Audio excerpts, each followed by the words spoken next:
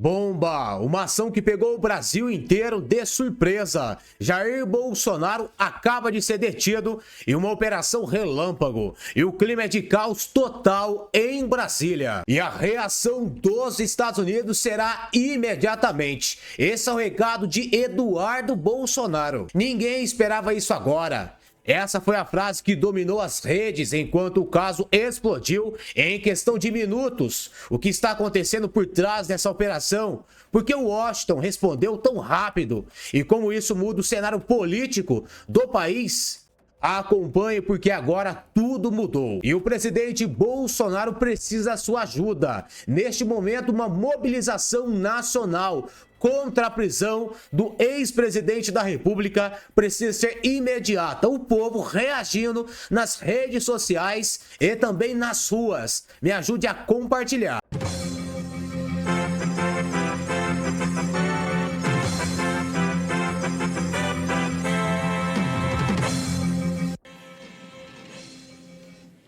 Seis horas e 43 minutos pelo horário de Brasília. O ex-presidente Jair Bolsonaro foi preso na manhã deste sábado, por volta das 6 horas da manhã. Ele estava no condomínio onde mora, já cumprindo prisão domiciliar. Neste momento, Bolsonaro já está na sede da Superintendência da Polícia Federal em Brasília.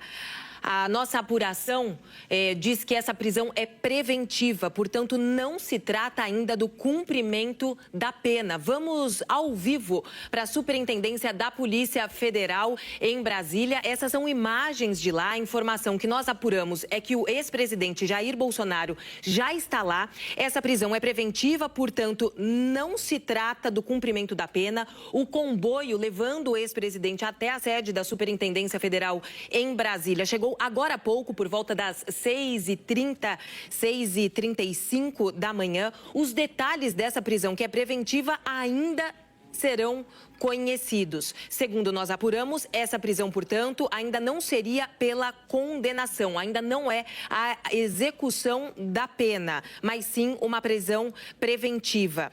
A defesa do ex-presidente Jair Bolsonaro pediu ao ministro Alexandre de Moraes, do STF, que substituísse o regime inicial fechado determinado depois daquela condenação por tentativa de golpe por prisão domiciliar humanitária. A condenação no caso do golpe ainda não foi transitado em julgado, então ainda na fase de execução, a informação que a gente tem, mas a fase de recursos, portanto, ela acabaria nos últimos dias. A defesa do Jair Bolsonaro, portanto, pedia essa prisão domiciliar como alternativa ao regime fechado. O que se sabe neste momento é que o ex-presidente Jair Bolsonaro está na sede da... A informação que me chega agora é que essa decisão é em cumprimento à decisão do Supremo Tribunal Federal. Todos os detalhes estão sendo apurados agora. O que nós sabemos neste momento é que essa prisão foi agora pela manhã, pouco depois das 6 horas da manhã. Bolsonaro estava no condomínio onde ele mora, no condomínio Solar, em Brasília, e foi preso por volta das 6 horas da manhã. Na sequência, um comboio com agentes, com policiais da Polícia Federal. Esse comboio levou o ex-presidente até a Superintendência da Polícia Federal em Brasília. E essas são imagens, neste momento, desse local, da Superintendência da Polícia Federal em Brasília. Breaking News, CNN. A gente interrompe nossa programação porque a gente tem a confirmação de que a Polícia Federal acaba de prender Jair Bolsonaro em Brasília.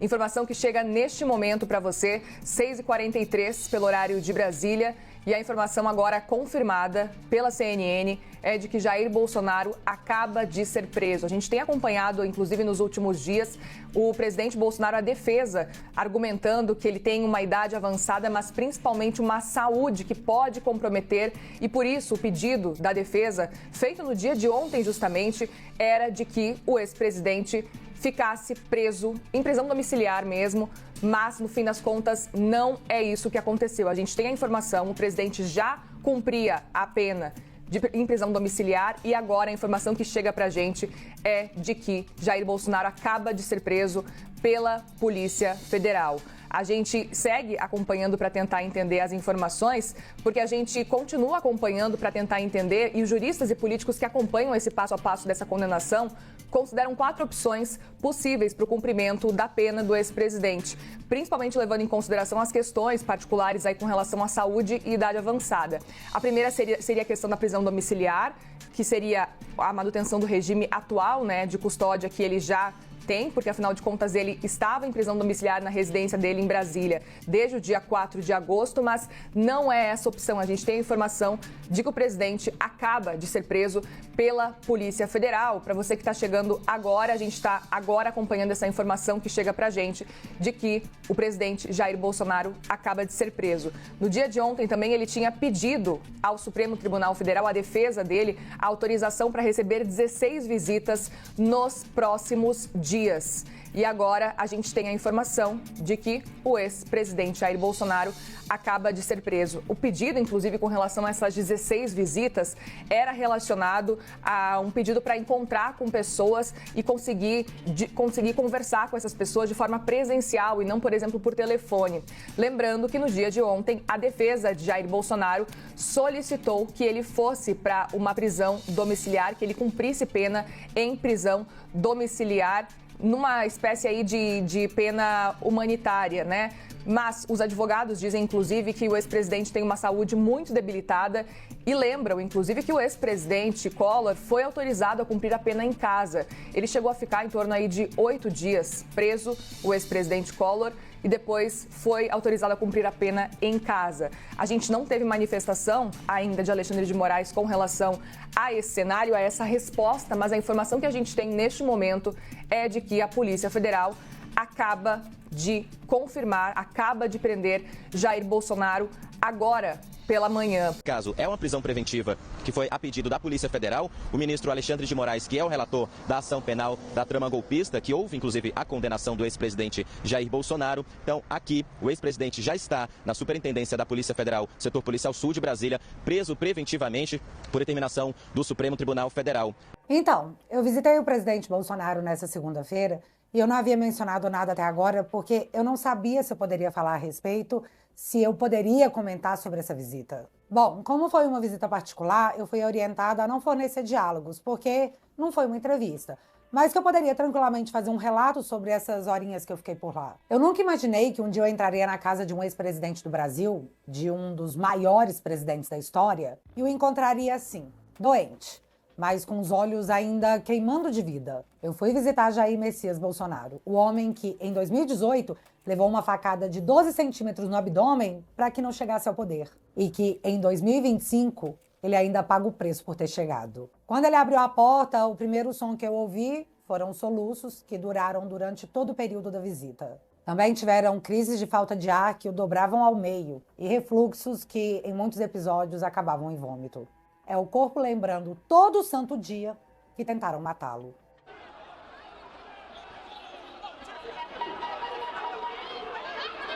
E agora estão tentando de novo. Só que, dessa vez, com caneta, toga e algemas.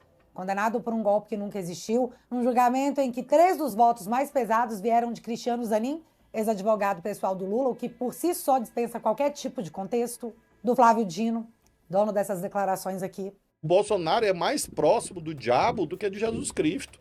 Bolsonaro, se tivesse que ele se alinhar, ele se alinha facilmente nas hostes do diabo, de Satanás, do demônio.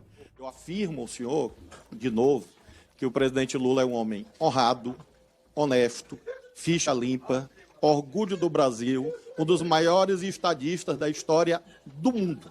E Alexandre de Moraes, o rival declarado desde 2019, o atual ícone dos militantes do PT. No momento pronuncia-se o ministro Alexandre de Moraes, ministro do Supremo Tribunal Federal e presidente do Tribunal Superior Eleitoral.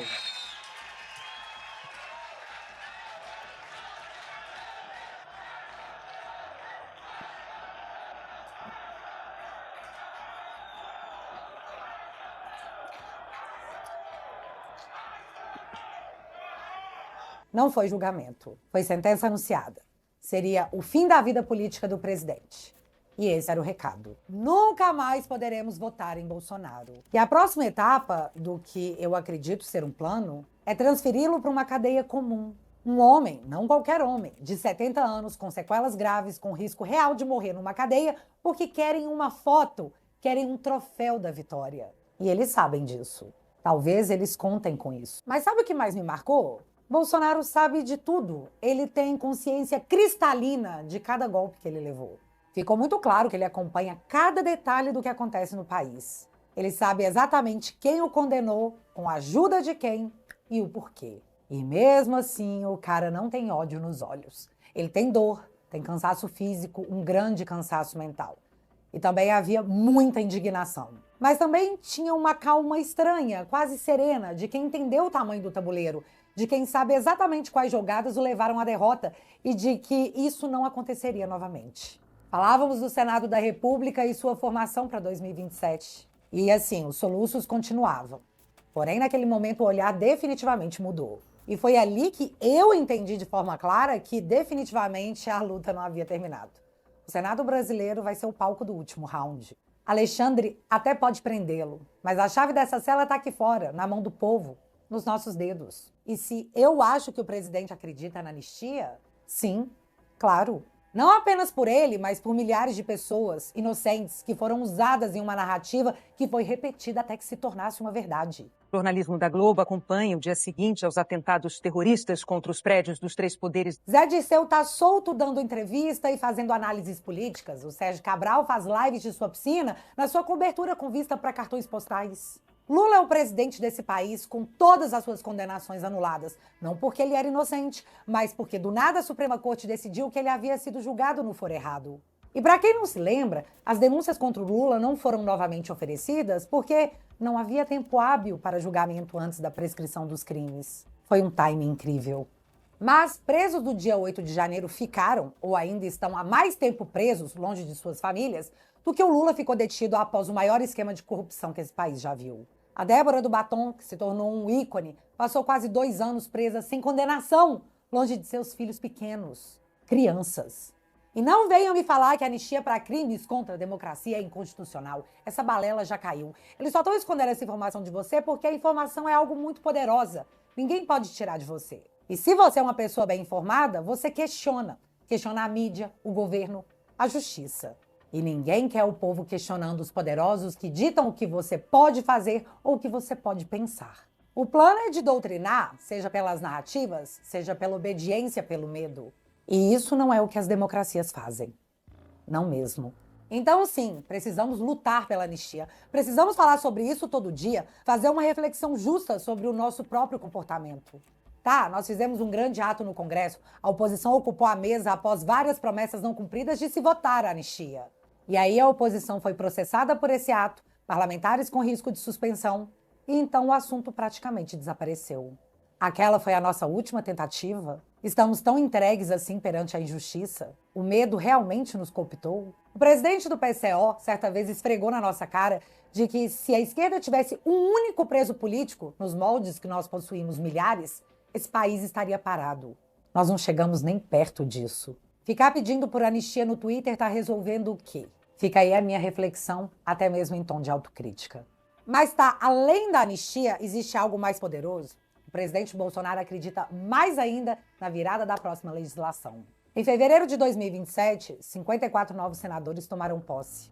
Se fizermos a maioria, o pesadelo acaba. E não adianta você votar num cara legal que tem uma penca de processos na Suprema Corte e que pode ter o seu voto ameaçado por quem o julga. O filtro dessa vez terá que vir com lupa. O seu candidato terá que ter mais do que um discurso bonito. Ele terá que ter comprometimento público com as pautas que ele vai enfrentar. As nossas pautas. Assistiremos pela primeira vez um processo de impeachment aberto contra ministros da Suprema Corte. E isso, caso a direita faça uma maioria e, por consequência, o presidente do Senado, vai ser um fato. E eles também sabem disso. Ultimamente eu tenho ouvido muito a seguinte frase. Ah, Bárbara, eles não vão deixar. Meu amigo, quem tem que deixar não são eles, somos nós.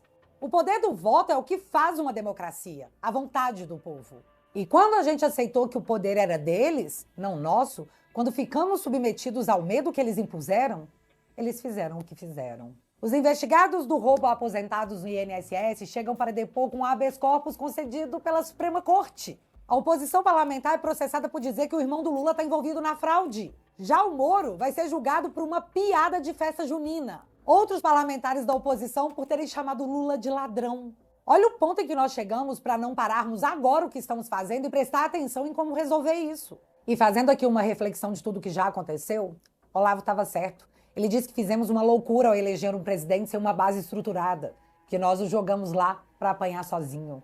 E como não éramos uma base de fato estruturada, mas em formação, à medida que as coisas iam acontecendo, os incomodados iam se mudando. Quantas Joyces, Frotas e Soraias não pegaram os votos e depois partiram em retirada? Muitos, até hoje, que julgam serem os donos das respostas, ainda se retiram, sem nunca, jamais terem enfrentado 1/100º da perseguição que Jair Bolsonaro sofreu. E isso nunca havia acontecido antes de forma tão brutal, tão explícita. Uma perseguição escancarada. Mas agora a gente já entendeu? Não pode subir hashtag no Twitter falando mal da corte? Não pode falar mal de urna eletrônica. Que absurdo. Mas mais que isso, entendemos que uma base, agora assim consolidada, age com estratégia. E que o apoio do presidente, qualquer um deles que lá estiver, vai passar diretamente pelo Congresso brasileiro. Não hoje. Hoje nós temos parlamentares presos no ciclo infinito da impunidade porque devem à justiça, talvez por falta de coragem, ou talvez porque eram apenas oportunistas. Mas dessa vez vai ser diferente, porque o tempo de errar acabou. Eis o tempo de mostrar que aprendemos com os nossos erros. E eles sabem disso. Não é necessário apenas colocar em julgamento público os atos inconstitucionais de pessoas que se consideravam semideuses. A nossa função é levar para o Senado aqueles que possam restabelecer a função constitucional daquela casa. E essa é a única chance de restaurar a democracia. É a última tentativa antes de virar Venezuela. Você duvida? Olha o que a mídia, que sabemos ser militante de esquerda, enxerga claramente. E escute como isso é grave. Sempre comento aqui que durante a campanha, na verdade a campanha não, o governo de transição, depois que o Lula ganha, no governo Lula 3, deixou muito claro que seria outra forma de fazer indicação para o Supremo, porque ele considera, e deixou isso muito claro para os ministros que compõem a corte, que ele foi para a prisão pelas mãos de muitos daqueles que ele, o PT, eles indicaram, ele e Dilma. Então que ele não ia mais errar, não podia mais errar na visão dele, com essas indicações. Aí indica o Zanin, que foi advogado dele nesse processo todo da Lava Jato, depois o ministro Dino, muito leal a ele também, e agora o Jorge Messias nessa vaga, que abriu, porque o ministro Barroso decidiu se aposentar. O presidente Lula não tinha isso no radar.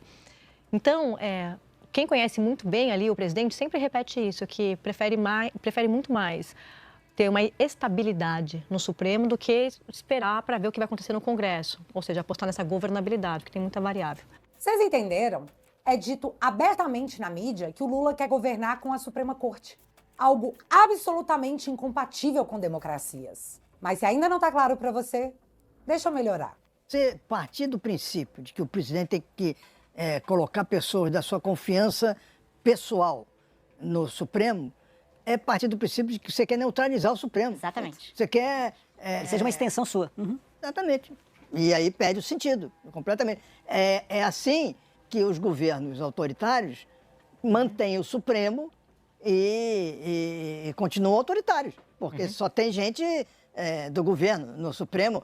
E aí o Supremo está funcionando, o Congresso está funcionando, mas a todos os efeitos, os instrumentos estão ali. Só para reforçar isso que minha avó está dizendo, é assim que aconteceu na Turquia, do Erdogan, na Venezuela, todos os governos com tintas ali autoritárias, autocracias, funciona assim, você mantém uma aparência de legalidade, afinal de contas o Supremo existe. Ninguém vai poder dizer que não exista, mas é um Supremo muito afinado com quem manda de fato. Você vai manter a Suprema Corte de pé, dizendo que as instituições estão funcionando, mas com aparelhamento total e completo. É exatamente isso que o cara disse. É uma aparência de democracia, porém é puro autoritarismo. O Supremo será transformado numa superagência de governabilidade do PT. Foi o que o Chaves fez, foi o que o Maduro fez. Galera, a perseguição à oposição é algo real, é visível. O Ramagem é o 3º deputado a se exilar fora do país. Porque isso tem que ficar claro. Quando você foge de uma perseguição política, você está se exilando. Não tem outro nome. Apoiadores do presidente Bolsonaro e somente do presidente Bolsonaro têm que deixar o país para que possam falar livremente. Por conta da censura, do assédio judicial. Jornalistas estão deixando o Brasil por isso. E tá aí, na cara de todo mundo. Então não adianta a gente brigar pelo presidente se quem manda de verdade será a corte que nunca teve voto popular e está ideologicamente alinhada a um grupo político, justamente aquele grupo que nos persegue. E esse, eu sei, é o sentimento do presidente Bolsonaro, eu sei que esse é seu foco. E eu tenho que dizer isso porque ele não pode falar. O líder da oposição, em uma democracia, não pode falar. Lula se entregou no sindicato com discurso para militância, com câmera, choro, circo. Lula recebia mais de 3 visitas por dia. Ao Bolsonaro tiraram a voz antes mesmo de tentarem jogá-lo numa cela. E mesmo assim ele acredita em tudo isso que eu falei para vocês. Ele conta que sejamos não só a sua voz, mas a voz de milhares presos injustamente num processo político, numa tomada de poder, numa caça às bruxas jamais antes vista. E eu saí daquela casa com o coração apertado, mas pela primeira vez em muito tempo, com algum tipo de esperança. Porque eu vi um homem que passou por muito mais coisas, coisas que nenhum de nós chegou perto de passar, e que já podia estar acabado, mas que escolheu ficar de pé, sem se entregar, na confiança absoluta de que nós aprendemos, que nós faremos a diferença, e que nada disso foi em vão. Tá no nosso turno, rapaziada. Alexandre quer a foto do Bolsonaro preso para a vitória política. Mas nós teremos... O Trump, como é que você acha que o Trump vai reagir quando o seu pai for definitivamente preso, quando ele vê a imagem do Jair Bolsonaro entrando numa papudinha? Olha, se isso daí realmente se verificar, ao que parece, tudo indica o caminho, eu acho que ele não vai receber com alegria, porque o Trump aqui ele foi vítima dessa lawfare. Se as autoridades americanas tivessem começado a processar o Trump um pouquinho antes, quando eu falo um pouquinho, às vezes questão de semanas, talvez eles tivessem encarcerado o Trump antes da eleição. Esse é o erro que o Moraes diz que ele não vai repetir. Tem matéria de jornal nesse sentido também, né, dizendo que ele não vai deixar que o Bolsonaro concorra à eleição. Por isso que ele acelerou ao máximo o processo. Ele nem abriu prazo para que fossem intimadas as testemunhas de defesa. O doutor Bilardi, que não dá para dizer que é um advogado de direita, né, muito pelo contrário, tem uma relação mais próxima com figuras até conectadas à esquerda, ele diz que nunca viu nada parecido no processo. Podiam botar ali o Rui Barbosa para defender o Bolsonaro que não ia dar certo. Né? Então eu acho que o Trump, quando olhar isso, ele vai se enxergar na situação do Bolsonaro. Porque essa é uma estratégia mundial da esquerda. Né? Deixou a Maria Corina Machado inelegível na Venezuela. Na Nicarágua foram 7 presidenciáveis presos. A Marine Le Pen na França está correndo sério risco, né, de prisão durante a eleição francesa, para estar fora da eleição. Nós vimos uma Suprema Corte que anulou uma eleição da Romênia que foi vencida pelo George Shkol, de direita. E na eleição seguinte, sem o George Shkol, né, ele não conseguiu emplacar o seu sucessor, o Simeone. Então isso está acontecendo no mundo inteiro, essa lawfare. E eu acho que o Trump está bem atento a isso. O Trump ele tem uma característica semelhante à do Bolsonaro, né, que são duas pessoas impossíveis de você prever qual será a reação. Mas eu acho que, de alguma maneira, reagirá. Porque o Trump vai ficar sabendo disso aí que está acontecendo.